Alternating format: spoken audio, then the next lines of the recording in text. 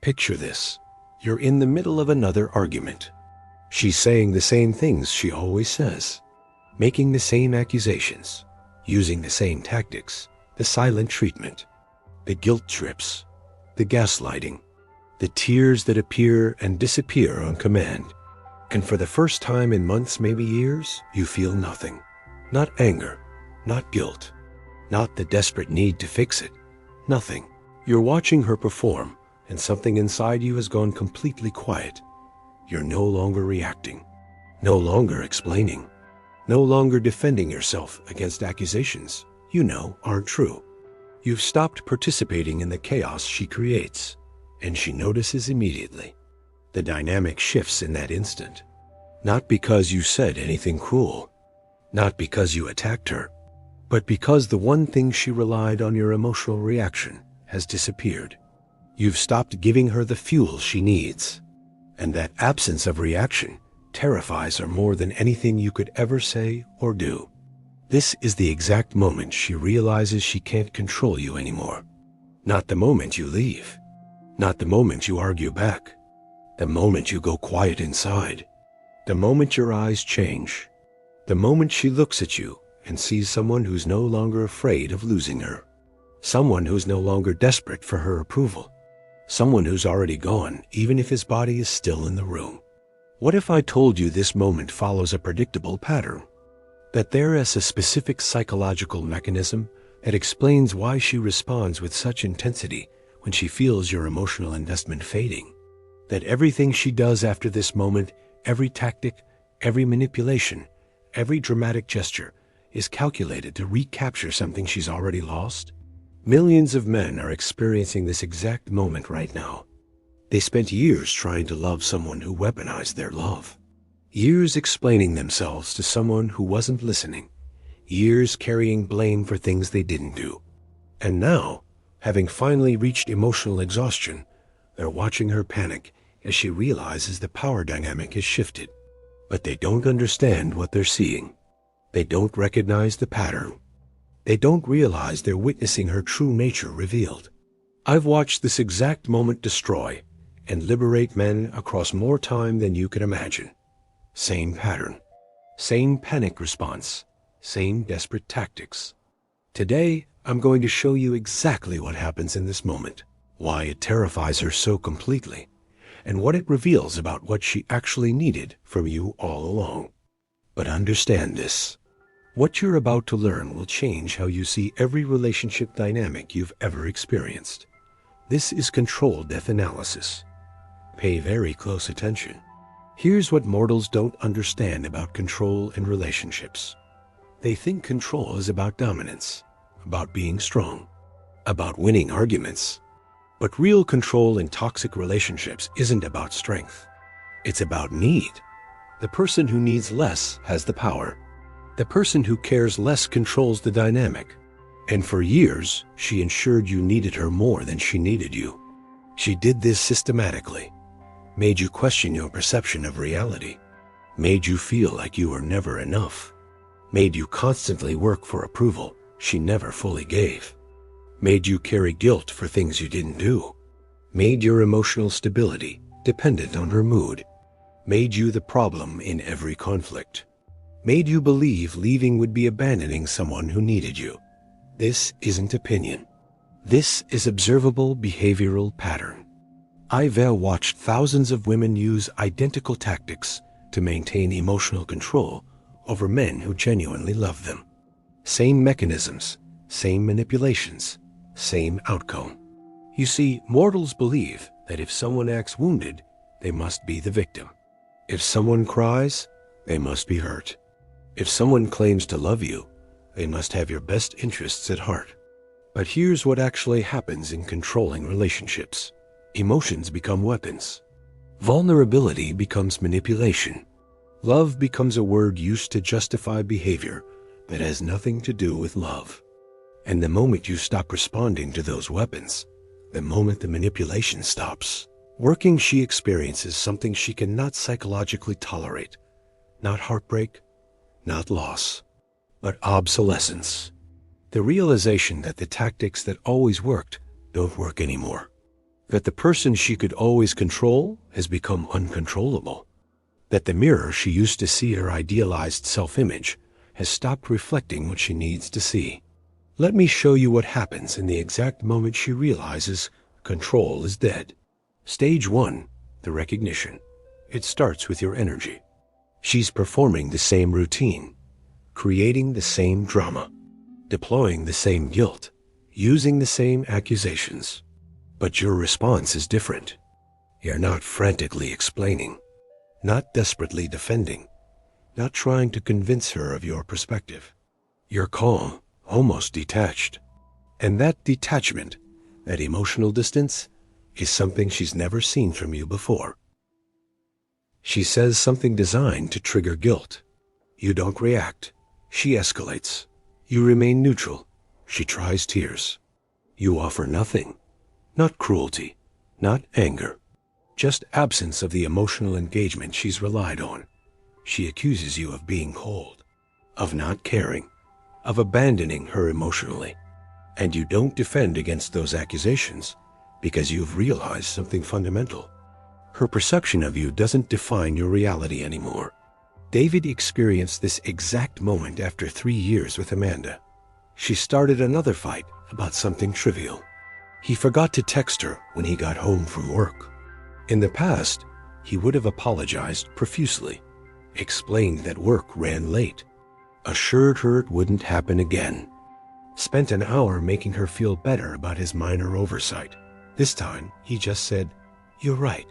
I forgot." No explanation, no apology spiral, no emotional labor to manage her reaction. She stared at him. "That's it? You're not even going to explain?" He looked at her calmly. "There's nothing to explain. I forgot. It happens." The silence that followed was different than any silence before. She was waiting for his usual pattern, the guilt, the over-explanation, the desperate attempt to make her feel secure. He offered none of it, just neutral acknowledgement. No fuel, no reaction, no engagement with the drama she was creating. Amanda's face changed, not sadness, something else. Confusion mixed with panic. The playbook she'd used for 3 years had just stopped working, and she felt it before she understood it. The control was dead. This is the recognition phase. She's testing whether the old patterns still function, creating situations designed to generate your emotional reaction, and discovering that the responses she relied on have disappeared. You're not mean, not cold, not attacking her. You're just no longer playing the game. And that non-participation is more destabilizing to her than any argument could ever be. Of course, mortals think being calm means you don't care, as if emotional labor and genuine love are the same thing, as if managing her endless anxiety is proof of devotion. Thousands of years watching men exhaust themselves trying to regulate women who refuse to regulate themselves, and you still think that exhaustion is love. Stage 2, the panic. When she realizes recognition isn't generating the response she needs, she enters panic mode.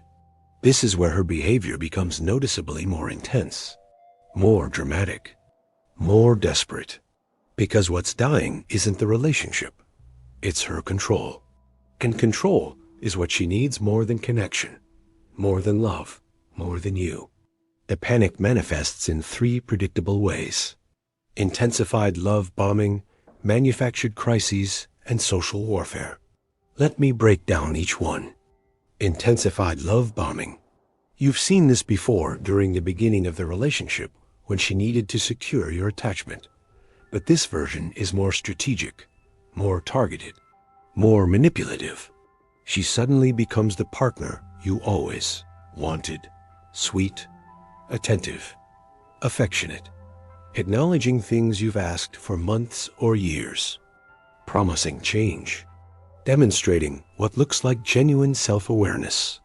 She's not doing this because she's realized your value. She's doing this because she's realized her tactics aren't working. The love bombing isn't about love. It's about re-establishing control, about pulling you back into emotional investment, about making you doubt whether leaving or staying distant is the right choice. She becomes whatever she needs to become to recapture your attention, not because she wants to change, because she needs you to stay controllable. Marcus saw this after he stopped engaging with Sarah's constant drama. For 2 weeks, he remained calm and detached regardless of what she said or did.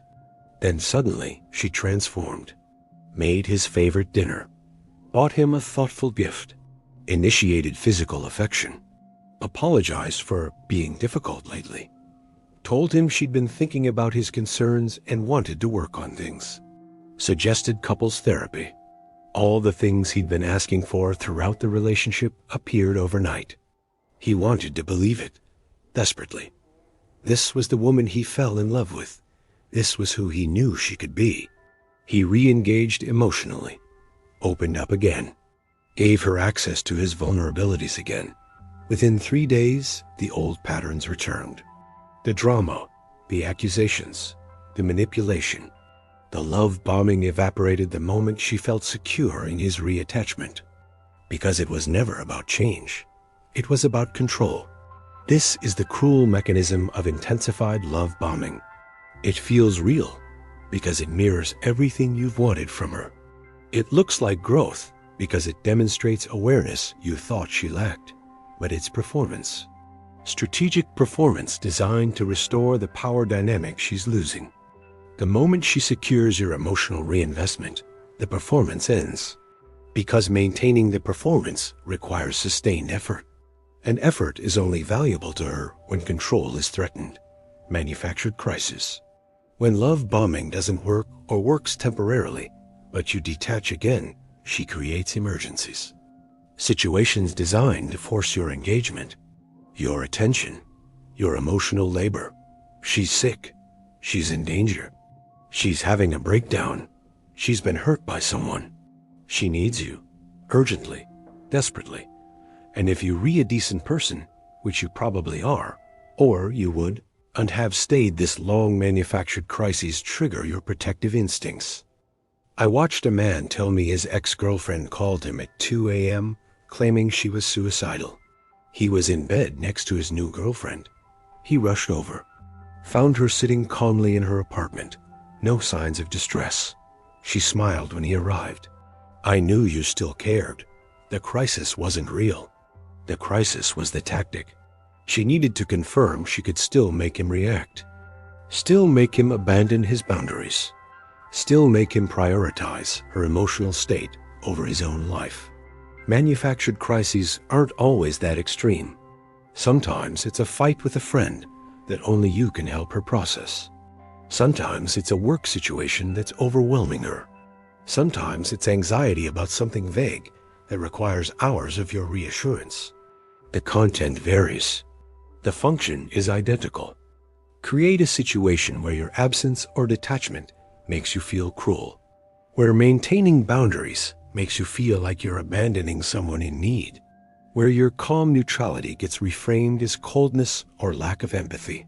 This tactic works because it exploits your decency, your empathy, your desire to help people you care about. She knows this, and she weaponizes it.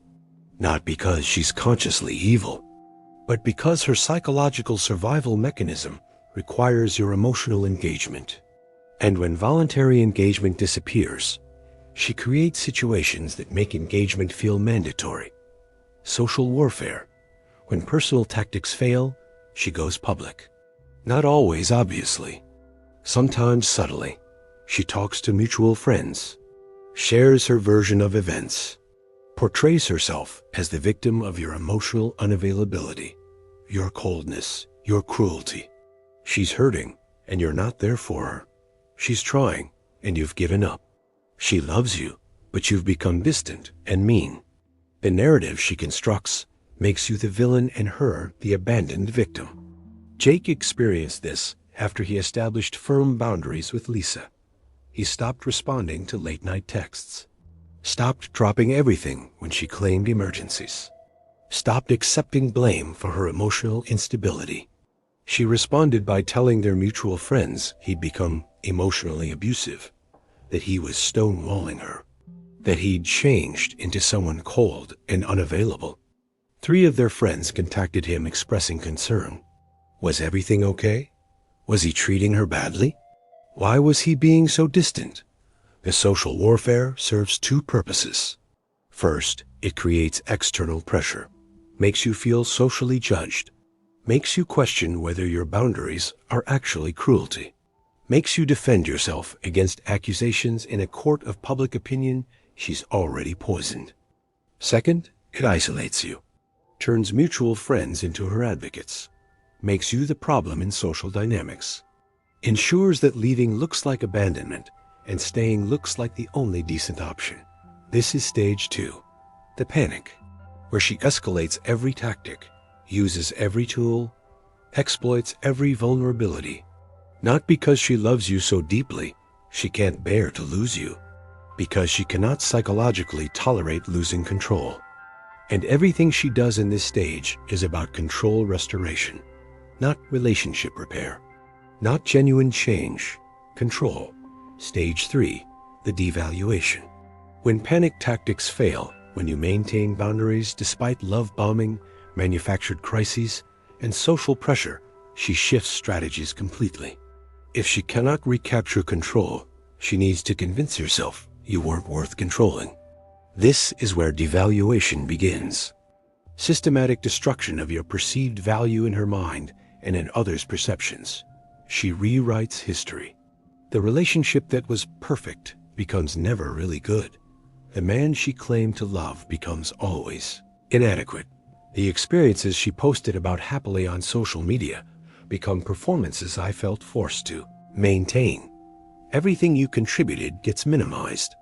Everything you provided gets erased. Everything you were becomes redefined as disappointing. She tells people she stayed far longer than she should have, that she saw red flags early but ignored them, that she tried to make it work but you were impossible to please, that she gave everything and got nothing back. The woman who once praised you publicly now speaks about you with contempt, and she does this not because the facts changed, but because her narrative needs changed. I watched this pattern destroy a man named Thomas. After 6 years with Rebecca, he finally ended the relationship. She'd been emotionally abusive the entire time, but he'd stayed because he genuinely loved her, genuinely believed she could change, genuinely thought his love could help her heal. When he finally left, she told everyone who would listen that he was emotionally unavailable, that he couldn't handle a real woman, that he gave up the moment things got difficult. She posted vague social media messages about finally being free and dodging bullets. Mutual friends who'd witnessed her abuse of him started looking at him differently. The devaluation isn't about truth. It's about self-protection. She cannot admit she drove away someone good, cannot acknowledge she destroyed something valuable through her own behavior, cannot face the reality that her actions had consequences. So she rewrites everything, makes you the villain, makes herself the victim, makes the ending your failure instead of hers. And psychologically, this rewrite allows her to maintain the self-image she requires, that she's desirable, that she's the prize, that anyone who doesn't worship her is flawed. Devaluation also serves another purpose. It preemptively destroys your reputation, makes your side of the story seem like defensive lies. If she tells everyone you are terrible first, your truth sounds like blame shifting. She's poisoning the well, ensuring that even if you speak honestly about what happened, people will have already formed opinions based on her narrative. This is strategic. This is calculated. This is control extending beyond the relationship's death. Stage 4, the replacement. Here's where it gets particularly cruel. She replaces you with shocking speed, not because she's healed, not because she's moved on, but because she needs a new source of validation immediately. A narcissistic woman doesn't process relationship endings through grief. She processes them through supply acquisition. You were supply. Now you're gone. She needs new supply, and she needs it fast because the emptiness you left behind is unbearable to her. Within weeks, sometimes days, She's posting pictures with someone new, looking happier than she ever looked with you, appearing more in love than she ever appeared in your relationship, demonstrating the warmth and affection you begged for, but she never consistently gave. And if you're still emotionally attached, which most men are immediately after ending a toxic relationship, this replacement feels devastating. Like everything you thought you shared was a lie. Like she never actually cared. Like you were completely disposable. But understand what you're actually witnessing. The new relationship isn't real. It's not deeper. It's not healthier. It's not what she really wanted all along. It's the same pattern beginning again with a new victim. Same love bombing to secure attachment. Same idealization in the beginning. Same inevitable decline once she feels secure. The new man is not her soulmate. He's her new mirror, new source of validation, new person to control. She ensures you see this replacement, tags locations you might check, posts pictures she knows you'll see. Make sure mutual friends mention how happy she seems now. This isn't about her new happiness. This is about making you feel replaced, making you feel like you were the problem, making you doubt whether leaving was the right choice. Even in absence, she's still trying to control you. Control your emotions. Control your perception. Control whether you feel good about your decision to prioritize your own mental health. Christopher watched his ex-fiancée get engaged 4 weeks after their breakup. 4 weeks. After a 5-year relationship, she posted photos with her new fiancé everywhere, looking radiant, looking free, looking like she'd finally found her person. Christopher spiraled. Had he been the problem all along? Was he unlovable? Did those 5 years mean nothing? Then, 8 months later, the new fiancé contacted him, asked if Christopher had experienced specific behaviors, the silent treatment, the gaslighting, the manufactured crisis. The new relationship had followed the exact same pattern. Christopher wasn't the problem. He was just the previous supply. And the new guy was learning what Christopher had learned, that underneath the performance, there was nothing but need and manipulation. The replacement stage reveals something essential about what she needed from you. Not your specific personality, not your unique qualities, not the actual you. She needed anyone to reflect her idealized self-image, to provide validation, to be controllable, to serve as emotional supply. You weren't special to her in the way you thought. You were functional. And when you stopped functioning the way she needed, you became replaceable. Not because you lacked value, because she lacks the capacity to see value beyond utility. In all my time observing human mating patterns, this replacement mechanism is among the most revealing, because it demonstrates that what looked like love was actually dependence. What looked like passion was actually need. What looked like devotion was actually control. She doesn't miss you. She misses what you provided. And the speed of replacement proves that any warm body can provide it. This isn't your inadequacy. This is her emptiness. But here is what you need to understand about why this moment, the moment she realizes she can't control you, anymore terrifies her so completely. It's not about losing you as a person. It's about 3 deeper fears that define her entire psychological structure. Fear 1, exposure. Your detachment means you're seeing clearly. When you were emotionally entangled, she could manipulate your perception, make you doubt yourself, make you accept blame, make you believe her version of reality. But emotional detachment creates clarity. You start recognizing patterns you couldn't see before, connecting behaviors you couldn't connect before, understanding manipulations you couldn't understand before. And that clarity terrifies her because it means you see her, the real her, not the performance, not the mask, the fragile, empty, desperate person underneath. And being seen, truly seen, is something she cannot tolerate. Fear 2, insignificance. Your emotional investment made her feel important, valuable, desired, needed. Your Attention fed something in her that nothing else could feed. Your care validated her existence. Your emotional labor proved she mattered. But when you stop investing, when you detach, she loses that validation. She becomes ordinary, unremarkable, just another person. And for someone whose entire sense of self depends on external validation, ordinariness feels like death. She needs to be the center, the focus, the priority, the obsession. When you stop obsessing, she stops mattering. And that insignificance is unbearable. Fear 3, abandonment. But not abandonment in the way healthy people fear it. She doesn't fear losing genuine connection. She fears losing control. She fears that if you leave, you'll tell others the truth. You'll expose what she really is. You'll move on and be happy, proving she wasn't as essential as she made you believe. You'll find someone better, demonstrating that she was the problem all along. Your departure threatens her entire narrative. The story she tells herself. The story she tells others.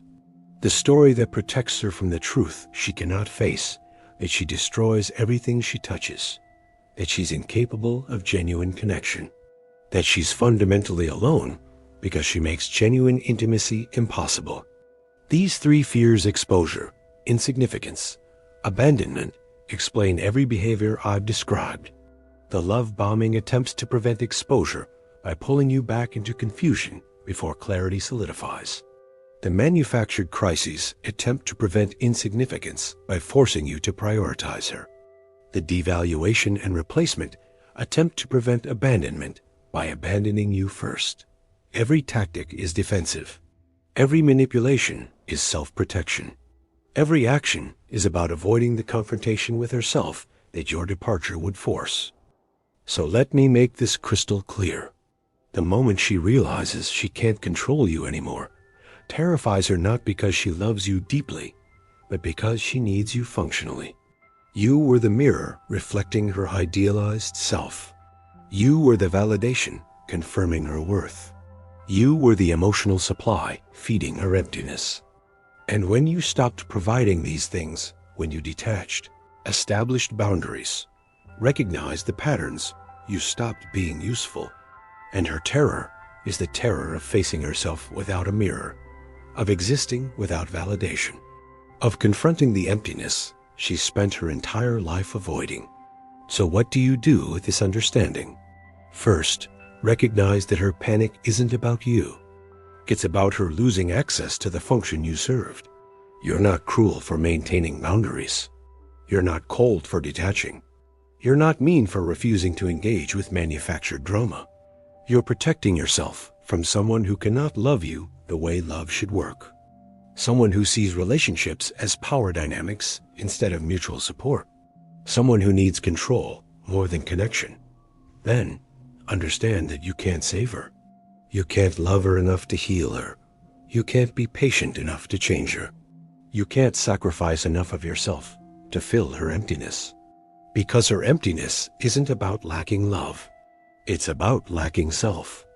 And no external person can provide internal selfhood. She has to do that work. And she won't.